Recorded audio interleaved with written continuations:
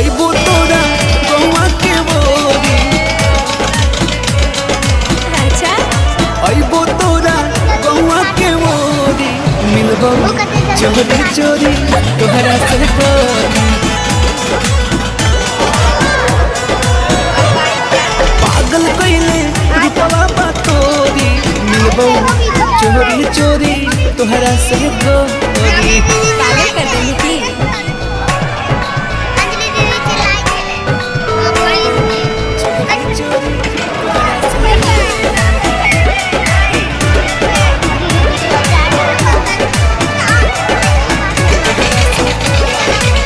जान हो मिलान होई आज यही शाम के।